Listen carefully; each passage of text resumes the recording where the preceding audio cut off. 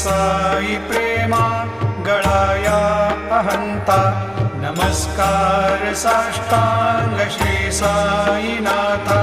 धरावे करी सान अल्पज्ञ बाला करावे आम्हा धन्य चुंबो निघाला मुखी घाल प्रेमे खरा ग्रास आता नमस्कार साष्टांग श्री साईनाथ